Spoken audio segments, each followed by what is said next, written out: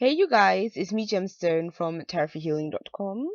I don't even know why I say my website anymore because I haven't even been doing readings. But you know how you just get into a habit of saying something, it just becomes automatic. But it's been a while and I'm doing okay, and thank you so much, you guys. Like, I'm so appreciative of your support. It's like it means so much to me because I think, especially when you're going through a challenging time, it's really amazing to feel like you have a village around you supporting you and just really being nice and understanding, and thank you guys so much for that. um I am doing the mindfulness classes. I told you guys about that. And basically what mindfulness is you guys will know anyway because you're already spiritually inclined. I know that because you wouldn't be watching my videos if you weren't. Um and it's just about being present. Basically, it's about being present. It's about not focusing on the past, not thinking too much into the future.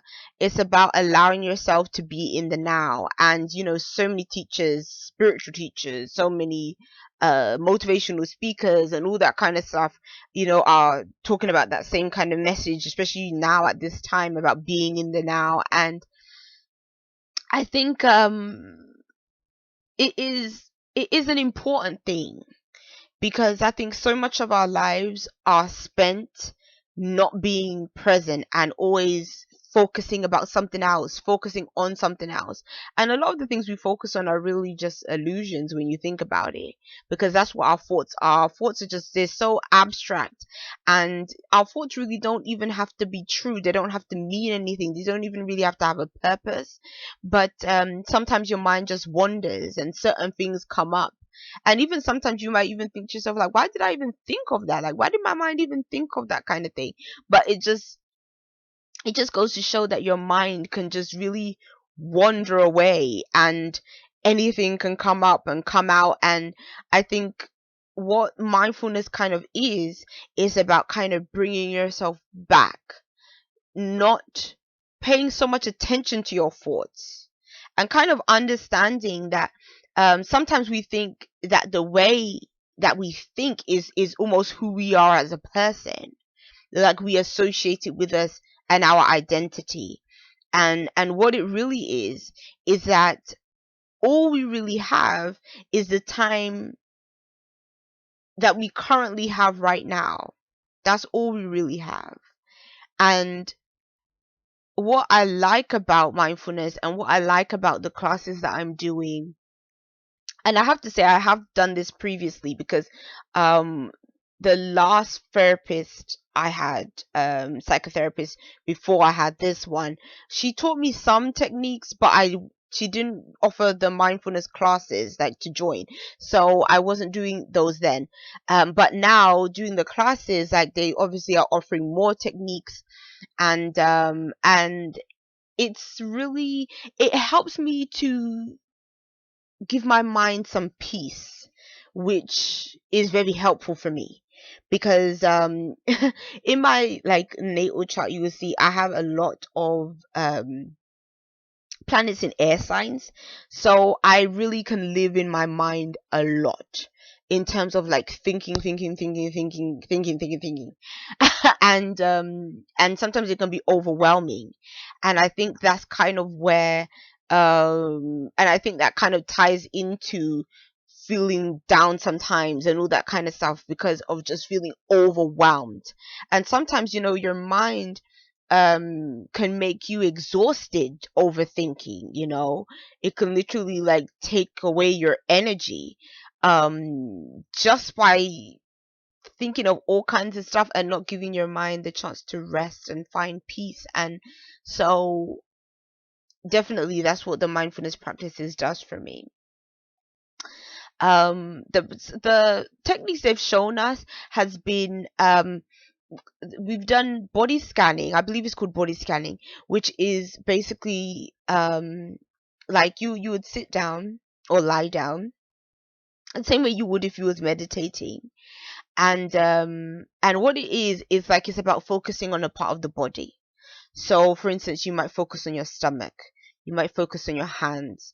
You might focus on your feet touching the floor.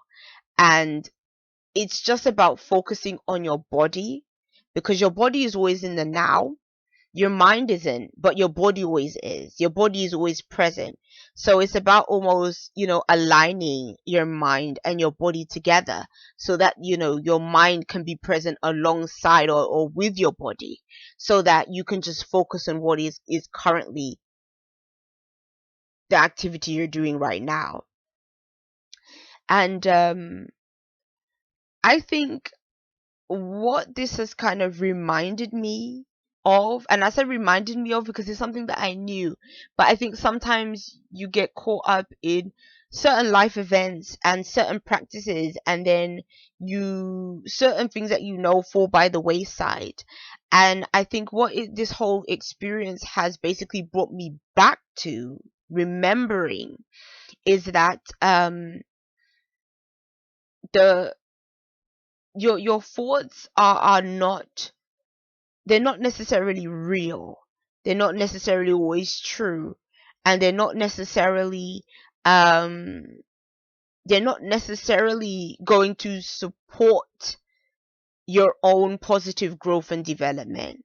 And it's almost like, in some ways, I think, especially if you find that your thinking can be quite negative at times, or especially if you find that certain life events sort of tend to bring you down and tend to make things hard, that it can make you question a lot of things. I think the interesting thing as well is that sometimes you don't realize how comfortable you are in your life until life shakes up everything for you. And then that's when you really feel uncomfortable, and that's when you really feel like, oh my god, it's like I would have never thought I would have experienced that, like, in the whole of my life. And even though I think to myself, like, anyone can experience anything, and who am I as a person to think that I am too good to experience something that I never imagined I would experience? But then at the same time, I can't think that I'm better than anyone else.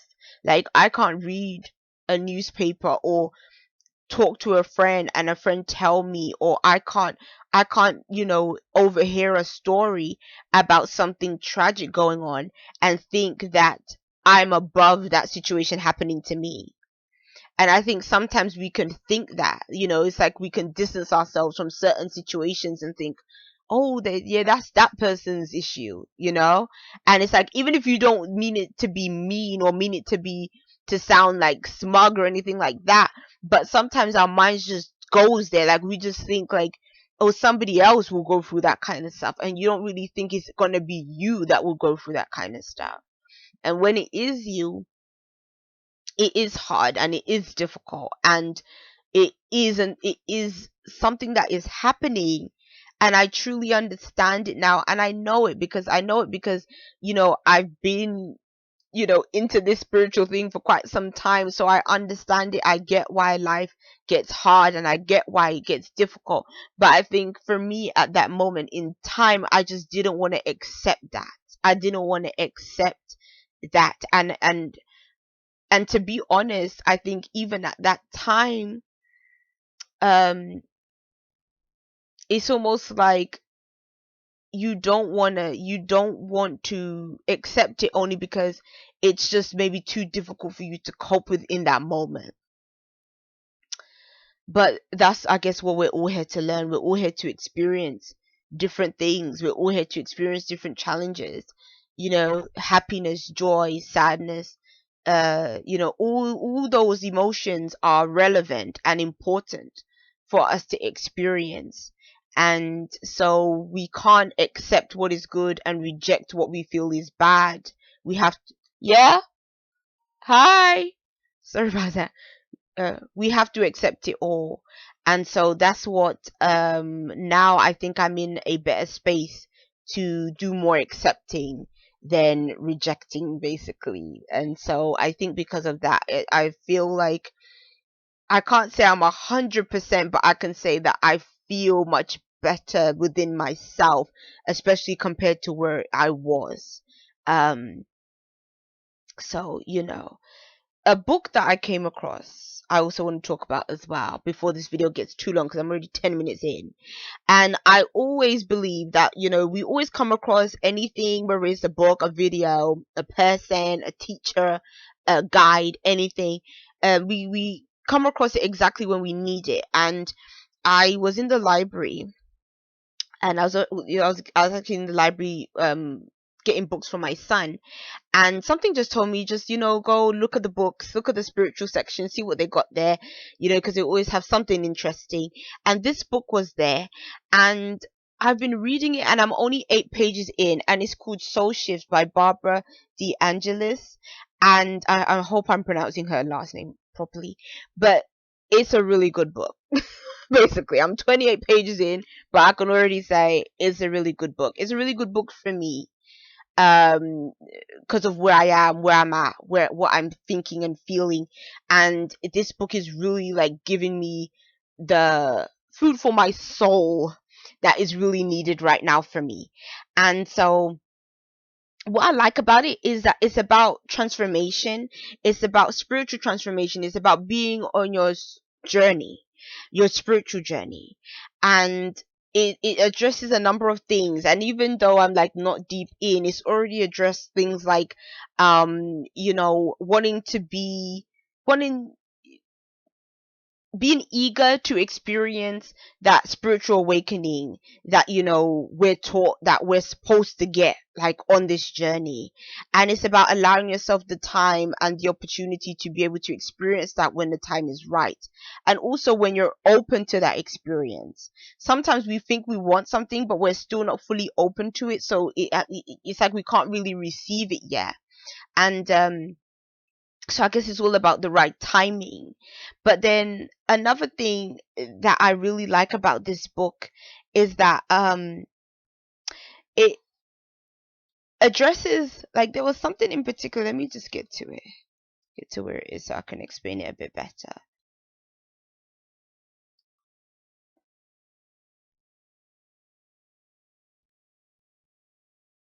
Sorry, it's gonna take me a bit of time. I think I was actually more than 28 pages into this book, looking back. This is interesting, this part. What you can't see, you can't shift. So I'm just gonna read like a bit of it to you guys, just because it's been giving me everything that I needed, and I just felt like I had to share it. And it says, what you can't see, for instance, about your business or how you're running it, you can't shift. What you can't see about what is creating emotional collisions in a relationship, you can't shift. What you can't see about yourself, you can't shift. But this way, it sounds so obvious. It only makes sense that in order to know what to shift, we have to be willing to see what is not balanced, not in alignment with our highest, and not serving us. So that's something I really had to address within myself. And it says, whether we realize it or not, our resistance, our reluctance to see ourselves and our life with total honesty and clarity will inevitably inevitably, there we go, create a resistance to shifting and transforming. It won't serve us to have an attitude like the one expressed by Mr. Awesome. I want it to shift, but I don't want to see. We must make the soul shift from seeker to seer. When we have the attitude of, I don't want to see anything, I don't want to look at the truth, it is as if we are saying, I don't want to shift, I don't want to grow, I don't want to expand, I don't want to be free. And I was like, oh my days. Do you know when you just read something, you just like, oh. And it's so true. It's so true. What you can't see, or what you're not willing to accept, you can't shift. And that's what connects me also to, or connects what she's talking about, to mindfulness as well.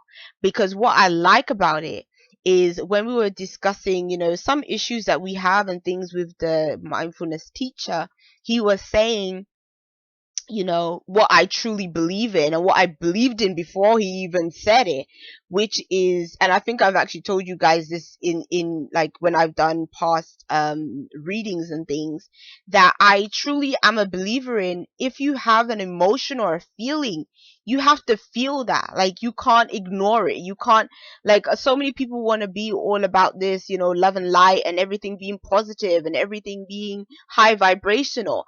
But I think that sometimes you have to just let yourself be in that low vibration when you feel it sometimes. Like, you have to feel sad sometimes. You have to feel angry sometimes.